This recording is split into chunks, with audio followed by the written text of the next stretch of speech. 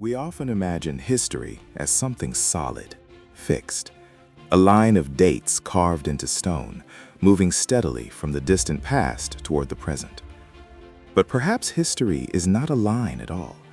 Perhaps it is a landscape, uneven, eroded, and full of gaps where entire worlds once stood.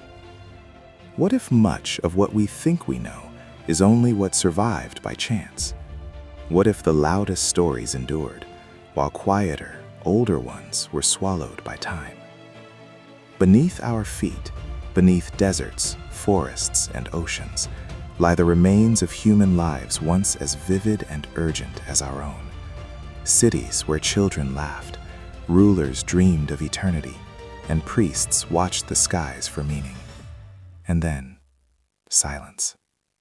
Names faded, languages dissolved, stones fell. The past did not end in fire or ceremony.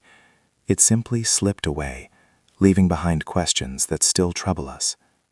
What was lost when these worlds disappeared, and what truths vanished with them, truths we may never fully recover? Tonight, we step carefully into that silence. Before we continue, let me speak to you for just a moment. Stories like this are not quick to make. They are built slowly, from fragments, research, and long hours of listening to what the past might still be trying to say. If you find value in journeys like this, if you believe forgotten histories deserve to be remembered, consider subscribing. It is a quiet way of helping keep these stories alive, and it truly means more than you might think. Now, let us return to the dust. Long before written records fixed memory in ink, people shaped the land with intention. They raised stone where none had stood before. They measured time by shadows and stars. In valleys fed by rivers that no longer follow the same course, communities grew into cities, carefully planned, spiritually charged, alive with movement. Their streets echoed with footsteps we can no longer hear. Imagine standing there at dawn, the air cool, smoke rising from hearths, temples catching the first light of the sun, aligned not by chance, but by belief. These were not accidental societies. They were deliberate. Someone decided where each wall should stand, where each road should lead, and where the dead should rest. What does it say about a people that they built not only for the living, but for the unseen? Some believe these early civilizations understood the sky in ways we have only recently begun to rediscover. Their monuments followed celestial cycles. Their calendars tracked movements of stars with unsettling precision. Was this knowledge purely observational, or was it something passed down, generation after generation, from an even older source now completely erased? At the heart of these societies was faith, not always in gods with names, but in order itself, the belief that the universe followed patterns, and that humanity's role was to live in harmony with them. When floods came on time, crops grew. When rituals were honored, the world remained balanced. But what happens when that balance breaks? Perhaps you have wondered what it felt like to live at the height of such a civilization, to walk through markets filled with color and sound, to see towers rising higher than anything your ancestors had known, to believe, truly believe, that your world would last forever. Would you have questioned it, or would permanency have felt natural? Power accumulated slowly.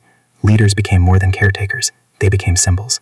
Their authority carved into stone, their likeness cast in metal. Cities expanded, borders pressed outward. With growth came confidence, and with confidence came risk.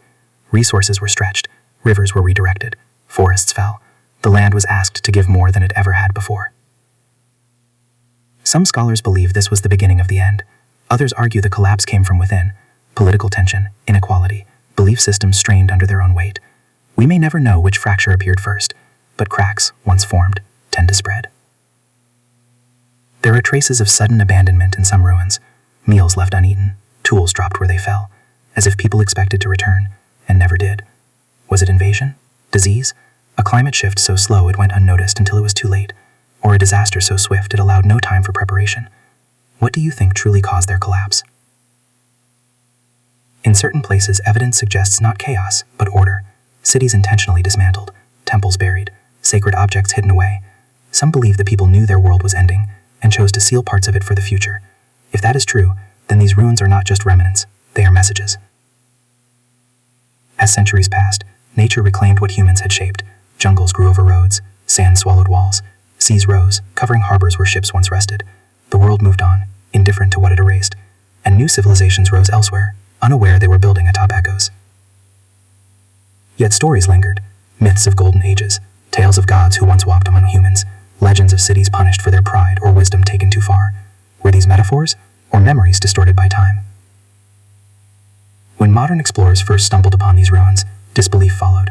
How could people so ancient have built something so complex? How could knowledge appear, disappear, and reappear millennia later? Each discovery forced history to bend, slightly, reluctantly. Fragments of pottery, weathered inscriptions, skeletons buried with care, each piece a whisper, saying, "We were here."